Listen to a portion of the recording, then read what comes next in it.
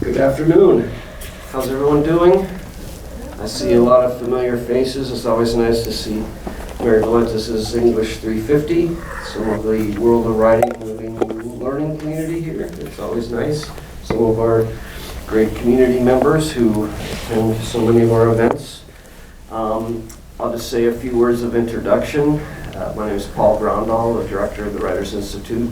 I know many of you. And Tiffany Jewell is our guest. I'll say a few words about her book, which she'll be talking about, and a little bit of her background. We did have a really nice visit at KIPP Tech Valley Middle School earlier this afternoon, where she talked with about 75, 80 8th graders, and they set the bar high because they did not stop with their questions for nearly an hour, non-stop. So we're hoping you have a lot of questions. It was really fun. It was fun. We can talk about that.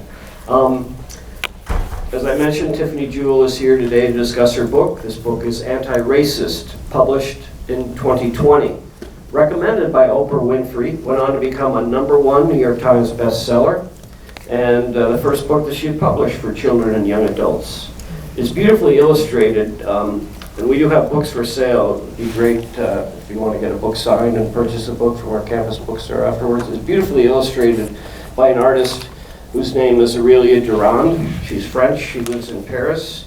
And the book is intended primarily for students aged 11 to 15, which was a sweet spot for the middle school students this afternoon.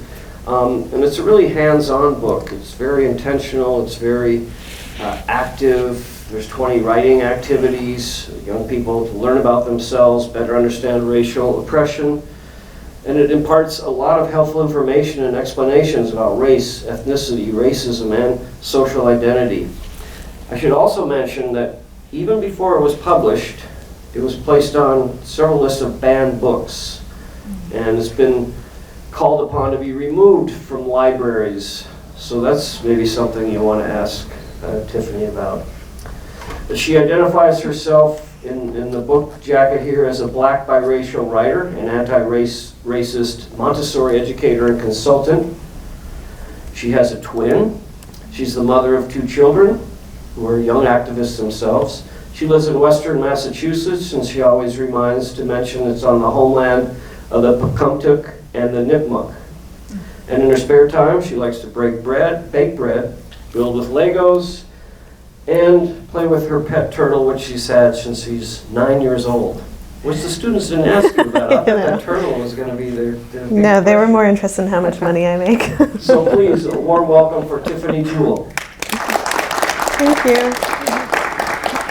So, welcome. You did say you were here several years ago, right? What brought you to Albany? Well, years ago, as in like probably 22, when I was a senior in high school, some of our teachers took us around. So I'm from Syracuse. So I was trying to get the middle schoolers. I was like, hey, like the Erie Canal, we're all along the Erie Canal. And they were like, I don't know what you're talking about. So when I was in high school, some of our teachers like took us around to different universities to show us what, like, you could go here or you could go here, what some of our options were. So that was the last time. It's very different now. Yes.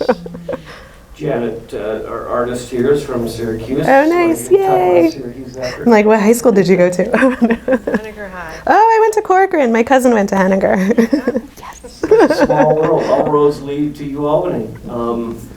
But this is a craft talk, and I know from the students that I've worked with here, we've got a lot of really serious, talented writers. So I'm hoping we can talk more about writing and things. So there's an interesting origin story. It came from an email from an editor from another country. Can you talk about how this book came? Yeah, it's not your typical publishing story from what I know from talking to other writers. So I'm an educator at heart, and I've been a Montessori educator for about 18 years at this point, an educator for about 20. And I was putting things on my Instagram feed, sharing things that I was doing in my classroom. I am certified to teach 6 to 9-year-olds And so it's called lower elementary. And in our classes, I would hold something called the history of racism and anti-racism. And so for about 3 months, my students and I would do this kind of deep exploration through research, mostly storytelling about our identities and our country and the world around us. And so I was putting all of that on Instagram, and then Rachel Cargill, if you're familiar with Rachel Cargill, she's another incredible anti-racist activist. She's a bookseller and author. And she had a pretty large following, and she had shared some of the work that I did.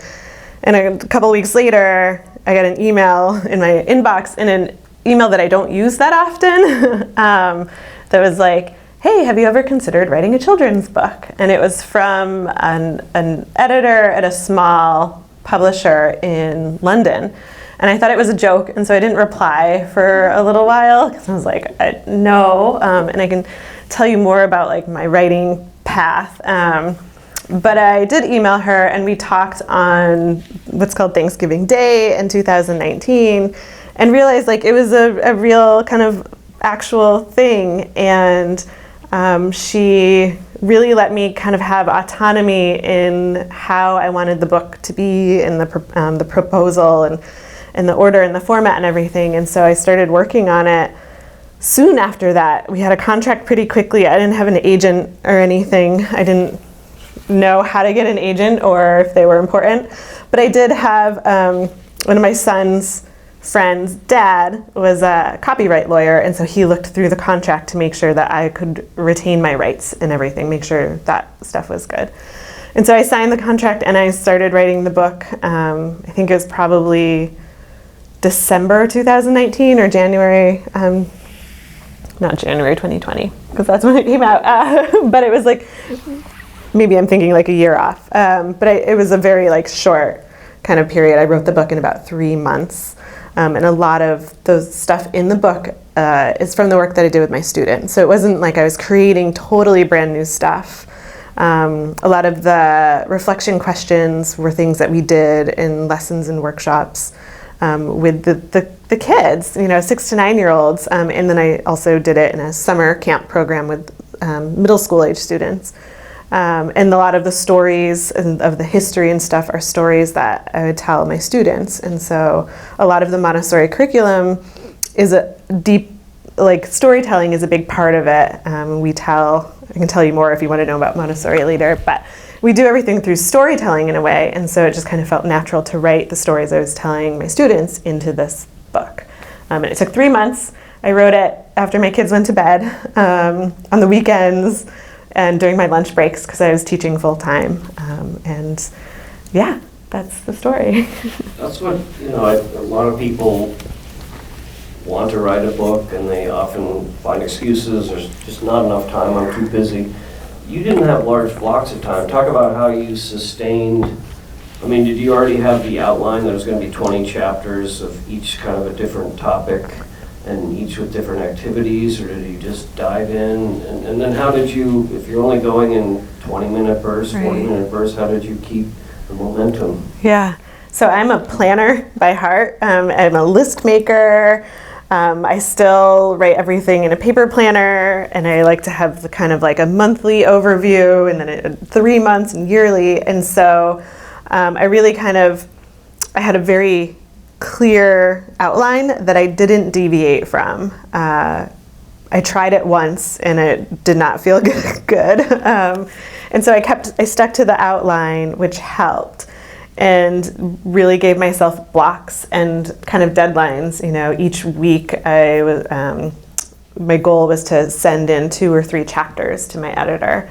And the way my editor and I had planned it is, in the 4 different sections, I would send each one when it was done, although I would try to send her stuff earlier.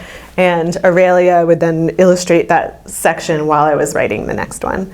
And so really, really sticking to that. I also find, and other authors have shared this too, is that not having a lot of time to write really helped me to focus on my writing. So now I don't teach in a classroom, and my time is more flexible, and it is really hard to find time to write for some reason. And it's really easy to do all these other things like fold the laundry or whatever, instead of like honing in and fixing myself to write. So I kind of like missed that almost like crunch of time, but really enjoy the flexibility I have now too. So I'm going to borrow, because the questions of the students were so straightforward, I know. so honest, and you were very honest. So I was like, how much money do you make? Right, and that's always a question for middle schoolers in particular, because they're like, what do I need to do? So this book is anti-racist. I got an advance for, I think it was $4,000, which now I know is not a lot. At the time I was like, whoa! $4,000 paid in 3 different payments. Maybe it was $4,500. And so after the first kind of month, I made that advance. So sometimes it's really good to have a small advance because you make that back pretty quickly. And so since I've gotten royalty checks, I didn't have much from my first 6 months of the book being out in the world. I think it was like $127 or something like that. But then after the book became a New York Times bestseller, I made a lot more. And so this is where I get really conflicted too, because it became a New York Times bestseller because of the nationalization of the state-sanctioned murders of George Floyd and Breonna Taylor. And that was when, May 2020, a lot of folks, white folks in particular, were like, oh my gosh, we have to know all of this information. And so they just consumed everything. They bought all of the books, consumed people's time and energy, documentaries, like whatever they could. And so we saw this kind of like thing happening where all of our books were getting sold out. And publishers were really kind of like scrambling to get things printed during a pandemic too. And then because of that, like my book became a New York Times bestseller, and I like to think it would have reached that at some point, but maybe not this one. So now I make about $25,000 per royalty check. Sometimes it's a little more if they've sold the foreign rights, or if there's a big bulk buy from a whole bunch of different schools and stuff. But that, which is twice a year, every 6 months. Twice a year, yep. Way more than what you made as a teacher. Way more than what I made as a teacher in a private school. When I was teaching, I made less than $30,000 a year. And so it's been a big difference. And then I also have 2 contracted books, and so I have some parts of the advances from those books too. And so I'm like, so I grew up on welfare and with food stamps.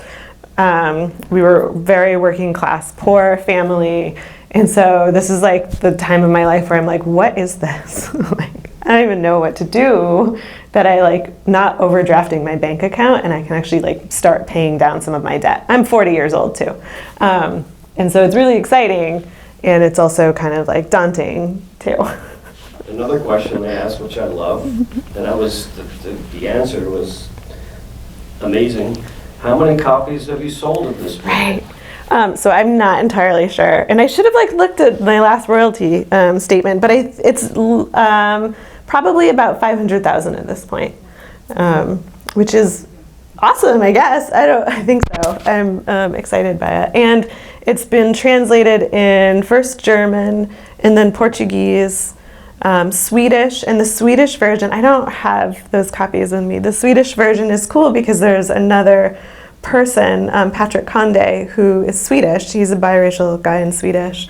He wrote a part of it too, because wanted to share the Swedish experience in the book. And then it was just translated in Japanese, which is cool. That's great. So the book also has a really useful glossary.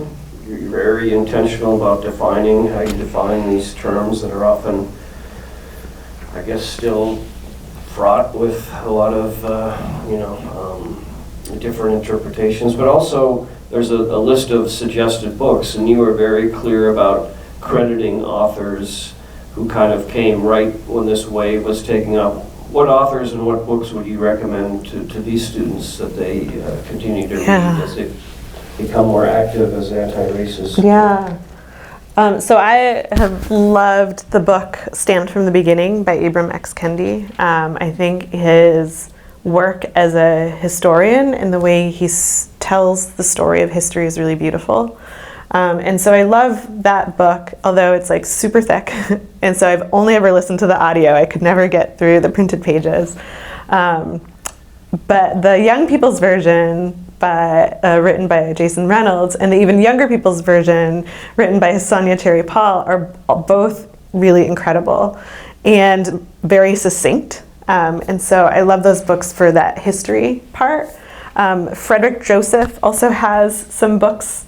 He and his fiance are coming up. They have a book that will be published sometime this year. And it takes all the different kind of like environmental justice and sexism and homophobia and Islamophobia. It takes all these different kind of isms and they talk to other folks and give us kind of tools to have conversations with people who are not exactly like us. It's a really exciting book. I'm excited about it. A lot of the books I read are by other educators, so I read like books on teaching, but I really kind of any book by Jason Reynolds, I think his craft as a storyteller is incredible. And like my 10-year-old loves his books, and it's exciting. Everybody in my family can meet his books. And then there's also Kwame Mabalia, who is a middle grade author. He wrote a series, Tristan Strong. If you've read it, yay! And if you haven't, please do. The Tristan Strong series, it's 3 books. They are an adventure story of a young boy from Chicago who kind of falls into this other world of African American folklore and African myths. And so he goes into the world of Elkie, and he's working with Anansi and John Henry and High John the Conqueror and Mami Wata and all of these folks that we've maybe learned about, hopefully we've learned about from myths and stories, and bringing them to life. And the books are incredible because they have allowed for me and my own children, and when I was teaching my class and my students, to have deeper conversations, not just diving into looking at folklore. But the most recent one, one of the villains is Angola Prison, which is a prison in Louisiana. It's one of the worst prisons. And we see this flash of it before it was the prison, and it's a plantation. And so if you know the history of Angola Prison, you know that it was a plantation before. It's this horrible prison, one of the worst in the countries. And that, I think, is so brilliant to put that as the villain in a children's book. And so while my children and I are reading this book, I have an almost 6-year-old and a 10-year-old. And so we're reading it, and they're like, what is Angola Prison? So we're doing this research. I'm also, at the time, reading Clint Smith III's How the World is Past, our country's reckoning with slavery and enslavement. I really recommend that book. Clint Smith is a poet, and his storytelling is also really incredible. And if you listen to the audiobook, every sentence is like a new poem. And so he tells deeply the history of Angola. He visits it. And so I'm reading that, listening to it, and talking to my own children about the history of Angola Prison and plantations. And then we get to have this whole conversation about the prison industrial complex, right? And we get to have this conversation more about schooling. And it's, the school to prison pipeline. And my children are 10 and 6, and so I'm not going super deep with them. But it's allowing us to have these deep conversations that if we hadn't read that book, if we just hadn't if they hadn't been what's Angola Prison? I don't know what, we wouldn't have these conversations, or they would have been different. And so those are some of the authors and books that I'd really encourage you to read. And they're not all history and how-to, but some of the fiction and science fiction books tell the stories just as just the way that we need them in a way. So I'll ask one more, but think about your questions that you want to ask Tiffany too after one last one that I'll toss out. Structurally, so you have 20 chapters. It's often harder to write short than long, and I'm guessing these are 1,000 to 2,000 word chapters. I don't know exactly, but you also get into deep topics and historical references, but you kind of get in, you tell it succinctly and move on. What was the challenge of packing so much into few words in a slim book? I know. There's a lot more I would have liked to have put in the book. And so the challenge was like being clear and succinct, which working with 6 to 9-year-olds really helped me to do, because if I start going off on a tangent with them, they're just like done with me. But it was like my editor and I did a lot of editing. And, you know, there are like whole sections that I still have on my computer that I'm like, this will be in another book someday. And so it really was that like kind of cutting it out, really just even fine-tuning, taking out a few words, which was like almost painful, because you're like getting to the point where you're like, do we really need this word, or how could we say it differently? But yeah, it was like the size of it. I appreciate that it is so readable and short, but I do wish there could have been like 20 more pages. Every writer does. I know. Pieces, you'll find a place for them. Who's got some questions for Tiffany? And I have a microphone, but I think you can, if you need to, I'll bring this down. So, your book has been banned. So, I just would like to know, what was it like, the experience of like, did you get like emails about your book being banned? How did you find out, and what was like the experience with that situation? Yeah, so it's kind of different. So I have a Google alert on my book now, but I did like, you know, in the beginning I did a Google search and I found myself on this like right-wing website along with like Ibram Kendi and Nick Stone, and I was like, okay, that's kind of awesome because I think they're incredible writers. But it was really scary at first to have a picture of me, and I was kind of like I felt very like mistrustful of people I didn't know. And so I took some precautions. I have like my personal information is not out in any social media stuff anymore, as far as I know. And I keep checking. I have a PO box now. My children's school is very aware that not everybody likes me and the work I do. And I live in an area in Western Massachusetts where there are other authors who are also banned. Jarrett Krasaska, who wrote Hey Kiddo, Grace Lynn, some of her books are on like don't read list. She wrote Where the Mountain Meets the Moon and several other books. And so I'm in my curato who wrote Flamer. And so I'm in good company. And so I thankfully have other folks that I get to connect with and be like, is this for real? What do we do now? But I also have, there's Google alerts I've received. So on my website, I had a contact page, but I don't have that anymore because I received a lot of emails that were not nice and they were unkind, and I didn't need to read that. So I just like saved I was like, I don't need to read these, so we'll just take this option off. And then I recently found out that the education commissioner in New Hampshire, which is like one state over, I could drive to his office from where I live in Massachusetts, really wants to ban my book. And so it's now a part of an ACLU lawsuit in New Hampshire, which boggles my mind. There's a teacher in Texas, who's in the news because she used my book, a student in her class brought the book home and the parent didn't like it, so she got reprimanded by the board. And so there are all of these different things, and we see this kind of wave of book banning, right? So there's this kind of correlation. When people bought all the books in 2020, clearly they did not read them. Many people did not read them. And so now they're being read and people are feeling powerless. We know that white supremacy culture, one of the biggest tenets is fear. And so playing into fear has really allowed for a few people to speak very loudly and to go through this sweep of banning books, or just librarians are taking them off the shelves. And it stinks, there are definitely books I don't read and I don't want my kids to read, but I talk to my kids about it instead of going to the library and being you need to take this off your shelf. because I do think we need to be able to make our own choices.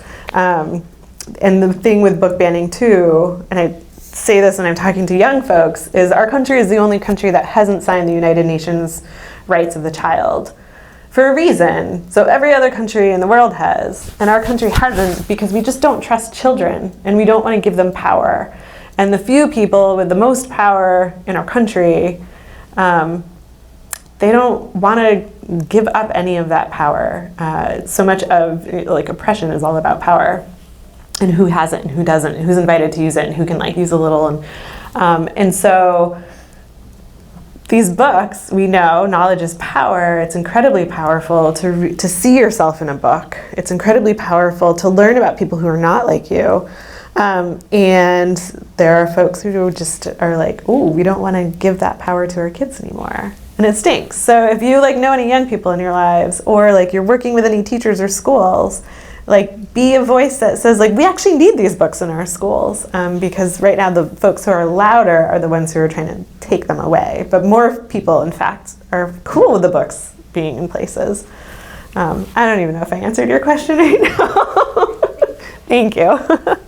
Happy to add that we gave away to students at Kip Tech Valley Middle School over 100 copies of Tiffany's book through a grant from the Carl E. Toohey Foundation. So we were really glad that we could do that, and we'll do the same thing tomorrow at the other charter school, middle school. There was another question. Yes? Kind of going off that last question, what do you want to see changed in the education system in America? So much. So I am a product of public school education. I went to the same public schools that my mom did in Syracuse and my aunts and uncles. And then I taught in a private school for a long time, a private Montessori school. And the worlds are so different. And being out of the independent school world now, I see how public school education, the people in it are trying and working really hard. And it's a system that is really, I don't want to say broken, but it's a system that could use a lot of work on the foundation. And the way we're operating public schools right now is the way that they've been going for years and years and decades and centuries. And we have grown so much more than that as people. We have more technology, we understand community differently, or we don't. And so I wish that public schools would, so I wish more money would be funneled to public schools, obviously, especially when you look at how much money goes into our military or how much money goes here or there.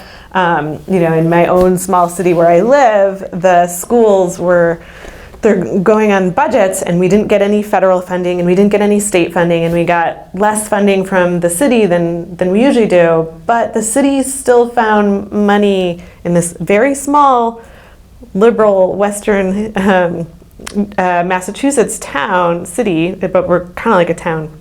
But they found money to sign a 5-year contract for police cameras.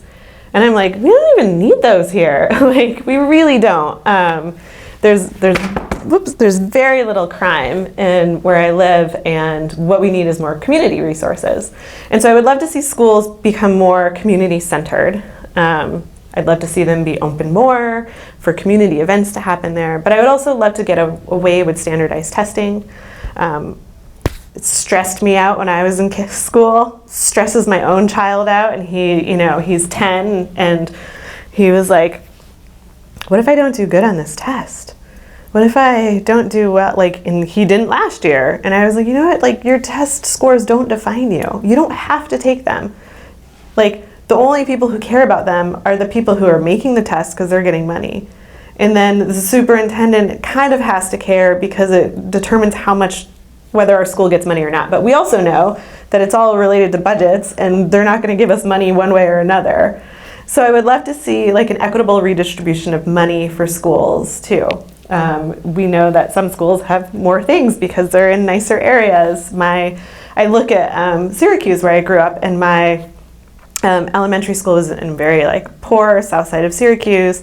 We did not have a lot of things. It was also at the time considered racially imbalanced because they had more than 40% black and brown kids, or black in particular. The racial balance in the 80s, it was always just black or white. And so there's all these things, and we're still like operating like that today. Was it 30 years ago? Same way, and it was the same way when my mom went there. We see that our schools are more segregated now than they were in the 1950s. I also, like, there's all this things with schools that need to change, but then we also have to work on our communities too. And this is like me all over the place. I think of like the impact of redlining and how now I think upstate New York is a really good example of the impacts of redlining, and we have our highways crumbling, and now in Syracuse, one of them, they're like, what do we do with the highway now? And the highway, big part of it went through this like very black, beautiful, like vibrant neighborhood, but eminent domain like took it all away. Kind of like Central Park in New York City with Seneca Village. And so we have all these things, and we're like, well, what could we do differently? We as a community and people, we don't get time to dream together and what we want our world to be like. Instead, we're kind of like sectioned off into little parts. And if we're lucky, we find our people and we can dream together. But we don't get to do that work very often. And so I have all these visions for schools, and I know some other folks share them, but I would also just love to be in community with a lot of people, change makers, where we can dream about what we want our schools to look like too. I think Dr. Bettina Love, who's an abolitionist educator, talks a lot about just dreaming in the work of abolition in our schools and what we need to do and what we can do as people too. I never really fully answer questions, I just go off, I'm sorry. Yes, Joe. Yes. Now you're against CPS book banning. Now one of the books we have a book ban book week in the library. One of the books that was banned was Huck Finn because it uses the N word. Another book that was banned, and there was a lawsuit, was James Joyce's Ulysses. Marley Bloom's speech had to fall out of words. Now, if you have a 10-year-old son, whatever the age was, would you give the kid that where you don't want the kids to hear every other word with an F? One member here, Amy Biancoli, is tired of the same S and then hyphen HT. She wouldn't write that word. Now, would you give your kids Huck Finn? So I've never read Huck Finn. And would I give it to them? No. But if they came home with it, I would let them read it. And I wouldn't, take it away from them, and I wouldn't go to the school and demand that they take it off the shelves. Instead, we would read it together and have a conversation about the book. I think we don't need to be reading Huck Finn, and it's there. Kids are going to read it. But if I take that off the shelf, then I have to be okay with my book being taken off the shelf. And I'm not. Some of the things people don't like about my book is that I use the words imperialism and colonialism. How can we talk about the history of our country without those words? And so there are always going to be things that make folks uncomfortable, and we grow from our discomfort. Do my kids read books with the swears in them? Not really, because they're 6 and 10, but they will at some point. And we'll talk about it instead of me telling them they can't read it, and then it becomes this thing that they hide, and then we become have these great divisions in our own family. But I will also they don't have to read Huck Finn. I'm okay with that too. Yes, Rebecca. Can you please talk about your experiences with parents when you do discuss these topics with your children and how you navigated that? Yeah. So the thing that I have always done working with caregivers is I give them information before we even do it. So anytime people would come into my classroom, I'd be like, hey, in March we're starting our history of racism and anti-racism. So they know it's on the calendar, they know it's coming. And then leading up to that, I'm like, here's some books I'm reading, here's some podcasts. Here are some of the children's books that I'm reading with your kids. And then the same day that I would start the lesson with the kids, I would do the same with caregivers in the evening. We would provide childcare, and so they would get the same lesson. And then I would just keep sending information, like, here's something cool that your kid said, or they're really curious about this. And the more information I gave them and talked with them about it, the easier that it was. And so, but I was also working in a private school where people were paying, and it was a Montessori school. Montessori, some of the foundation of Montessori is related in peace education. And so we were able to talk about peace being the work of justice, or justice being the work of peace. And so that kind of felt easier for that population. Now I'm working in a bunch of the public schools in our district, and there are definitely like caregivers who aren't that excited about the work I'm doing with their kids. We're doing a lot of identity work. And what I often say to them, and this is like through the principal too, because the role, I think, of the teacher is to maintain a good relationship with the child. And we always keep like the children at the center. And so if I'm trying to keep a good relationship with the children so they can trust me, then I'm going to ask the admin to have my back and sometimes have those conversations for me, especially because I'm a caregiver at the school too. It gets a little like tricky. But the more like honest I've been and sharing kind of the things the kids are excited about.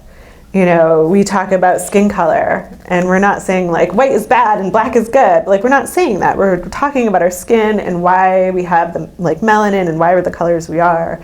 We're naming them. We're talking about our differences, and we're also talking about similarities.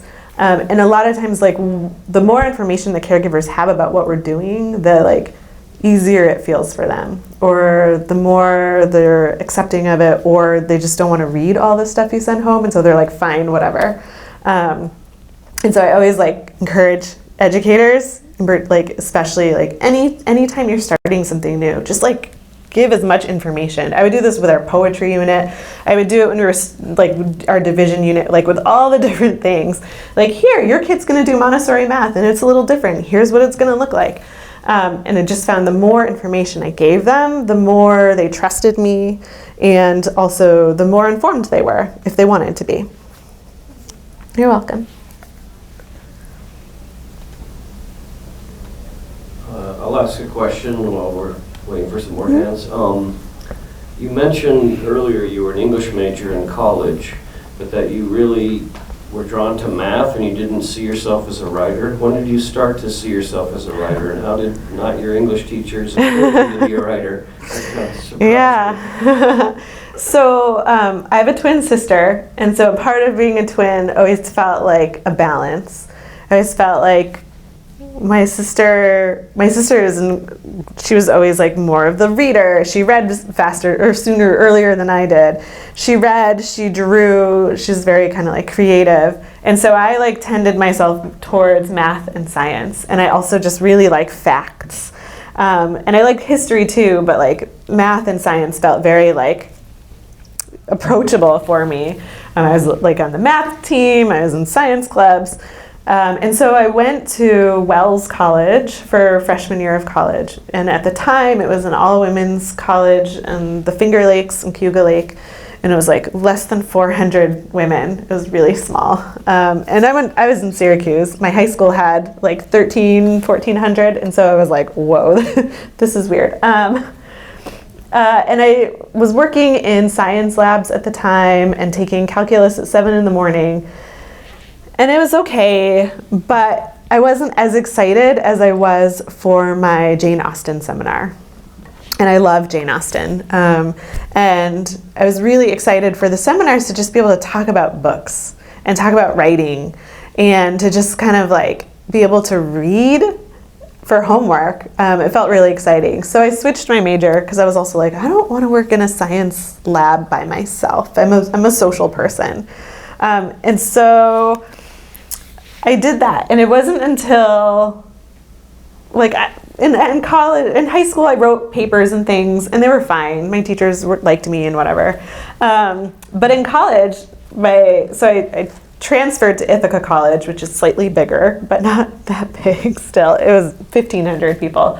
And my English professors, most of them did not like the way I wrote. They didn't like my essays. They didn't like that I didn't fit into the format that they wanted our papers to be in. There were a few who were okay with it, but most of them were just like, you know, if you really just wrote in the format that we asked you to, your ideas would come off more like clearly or whatever. And it wasn't until like I was a senior and I had a religion professor, Brian Carafin, and it was kind of like Western, Eastern religion class. And so we were studying all different religions. And he, for the final paper, he was like, well, how do you want me to know what you know? And I was like, I don't have to fit into this like format. I get to do it how I want. And so I had so much fun exploring, and I wrote in different styles. I made a mixtape, like I did all of these different things, and it was fun and it was brilliant. And I realized writing could be fun. But that was senior year of college, and so it was a little like late to be like, I'm gonna be a writer. And it wasn't until then, later, where I was teaching children, mostly through poetry, that I was like, this is really fun. I like writing. And I started writing and playing around on my own too, but I never intended to be a writer. I originally thought I was gonna be a medical researcher, and then an elementary school teacher. But now I'm a writer, and it's fun because I feel like I can do it in my own voice, and nobody's going to tell me that I can't. Excellent. Was another question? I had to write it down, sorry. But I said, with schools banning books or not teaching Black history or a lot of important parts of our history, do you think the future in our educational system will at some point allow students to learn the truth? Or do you think there will always be these restrictions to allowing children or students obtaining their power with their knowledge? I think there's always going to be some restrictions. I think the way schools are set up now is so adversarial with, you just look at the power structures of schools with like a superintendent and a principal, teachers, and then, you know, children are children, and they're supposed to like look at the teacher and have their hands folded and all of these different things. We didn't do that in my classroom. My classroom was always the loudest. People would move around. It was really fun. But I also think, and this is one of the things that from doing visits with young folks, in particular like middle school and high school kids, is I feel really excited about where we're headed. I think we know more now than when I was your age. Just like there's so many more books. There's so much like more on TV. Like we're tapped into social media. Like we can't not connect with other people and find this information. And so I think like while we have these like this kind of old power structure that's trying to hold on, I also think we have more young folks who are just like, I'm done with this. I'm tired. And they're excited and wanting to learn more about themselves, and so they're going to do it. Whether they're getting books from the library or they're just not doing the assignments their teachers ask them to. I also think that with like folks like you, like entering into the work field and becoming teachers, like we know more. The people I had as teachers, maybe they had well intentions, but we only ever learned about Martin Luther King and Harriet Tubman. It took me until I was a sophomore year of college to read the autobiography of Malcolm X. And I was like, why didn't I read this? You know, like, and I was so mad. And I talked to my mom because like I had read Roots, like she and I read Roots together. We watched Roots a lot, and I was like, Alex Haley, like, why didn't you tell me about this? And I was like, but like, there's this whole generation now that has more information than my teachers did. And so I think we're like, I'm also an optimist, so I'm going to give you like the hopeful answer. I do think that we are headed into a place where the history and the things we need to learn are more centered around people and not just like dates and times and the like one or two exceptional heroes. but it's going to take time. I see more teachers using books like stamped than textbooks, which is good. That's the direction we want to go in. You're welcome. Yes, you can have another question. Did you share your book with your children while you were writing it? Yeah, the middle schoolers asked that too. And my own children, I test things out on them or their friends, and I definitely did when I was a teacher too. But they're definitely like the first. So whenever we get the ARCs, the advanced reader copies, they like always are grab them from the box and take them. So my almost 6-year-old is like looking at the illustrations and we talk about them. But the 10-year-old's reading them and it's really exciting. And then he brings it to his teacher and then she like shares bits with the class, which is really fun. My kids are really proud of me, which is like so awesome. And I'm really proud of them.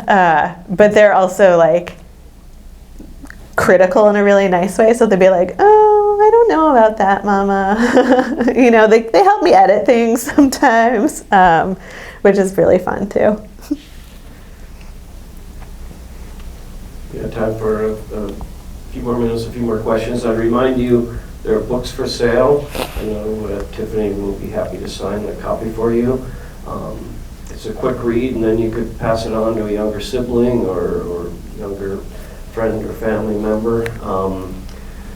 I'll ask you a question, because this came up in a good interview with Jack Reitmeyer in the Times Union. It's a paper I've been with for a long time, still write for him. He's interviews a lot of the authors that come through the Writers Institute, and you talked about this teacher in Syracuse, which I hope was your worst teacher in your experience. Yeah, she was. The other question I want to ask your best teacher. Yeah. But talk about apparently overtly racist. Yeah. Describe that situation. Yeah, so I was in 3rd grade, and we were a class of mostly black and brown kids, poor kids, working class poor kids.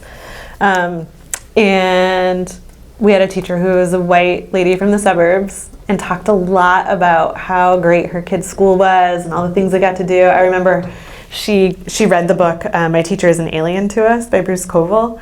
And she was like, oh, Bruce Coville visited my kid's school. And so I got this book. And I was like no author had ever visited our school. Nobody ever visited our school. And so I was like, oh, authors like actually visit schools? Like what? And so she was a teacher who, like, our classroom was beautiful, but I knew she didn't like us. And I knew it by the way she talked to us, or the way she talked to like the few white kids in the classroom, or in the way she talked about her kid's suburban school all the time. But it was like there's this one clear incident where my friend and he's much darker than I am, and he's a black boy, and I know that like black boys are like 10 times over policed in our schools too. And he and we were like smart kids and best buds, and the teacher spelled Asia incorrectly on the board. Like, how can you spell Asia incorrectly? But anyway, she did. She added an extra A to it. And so he and I would take turns, like, correcting her, because this happened kind of a lot. And so it was his turn. And she, like, said something really horrible to him. And she used, like, she said black, and she used, like, our ancestors' origins of Africa, and she used related it to an animal. And I was just like, what the heck? Like, how did she get to call him this? And I remember going home and telling my mom, and my mom talking to his mom about it, and then being like so shocked that she was in school the next day. I was like, why is she still here? And so I was 9, and I didn't know the word racism at the time. It was in 1990. Nobody really said that, although maybe they did. I don't remember. So I knew it wasn't right. And I also knew that like nobody cared if she was still in the classroom. I was like, how is this even possible? And so like just kind of like had her in the classroom, and that really changed the way I saw the world. And that was like my time as a kid, like really waking up and being like, hey, not everybody is cool with everybody. And you know, she was one of the worst teachers. I had another really awful college professor who. And I'm writing a book right now, and so you'll get to read all about it in a couple of years, because it's taken me a while to write it. But it was a book, or the class was titled Failure and Success in America. And we were getting towards the end of the semester, and she was like, we don't have time for everything, so let's choose between reading the autobiography of Malcolm X and watching Thelma and Louise.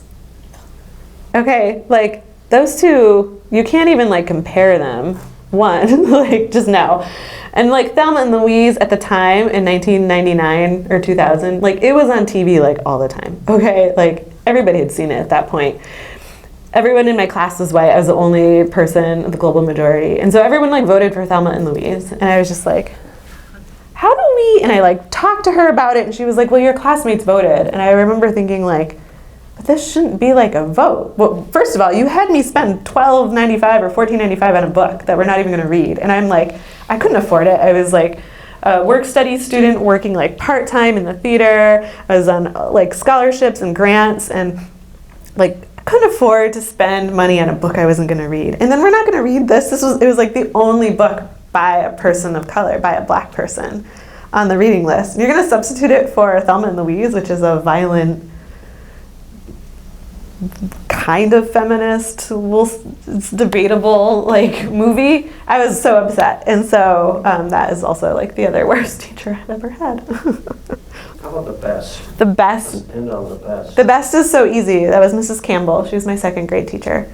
And so we went from Mrs. Campbell into the third grade teacher too, which was really hard. And my friend and I were in first grade together, we were in second grade together, we were in third grade, and so we were like shocked. But Mrs. Campbell was amazing because she did things to show us that she loved us. And so she never sent anybody out of the classroom, even when you're having like a bad day or like up in arms or having a temper tantrum. Instead, she would have us sit close to her, and she'd be like, come sit next to my desk. And if you're having a really bad day, you could sit under her desk and just like take your break, take your shoes off if you needed to. And it just like that, I was like, oh, she really likes us. Like, she cares about us. She wants us to be closer to her. And as a teacher, like, I've kept that with me. Like, never send a student out of the room, because as soon as you do that, like, you've lost them. They don't trust you anymore. And the other thing she did was she had her friend paint. So we had these like porcelain plates, and she had a friend paint like a winter scene on them. It was like Snoopy and Woodstock and something. And then on the back, like, our names were on it. And she gave them to us at Christmas time. And like, we were like kids who were used to eating on like plastic, you know, tableware and stuff. And we were like, what is this most precious thing? And like, my friends and I still have them, you know, like our moms all have them up on the shelves in our homes in Syracuse. And it felt like so special. And there'd never been a teacher since who like showed us students that she loved us so much. So it was really nice. It's a great way to end it. Let's thank Tiffany Jewell. Thank you. Thank you.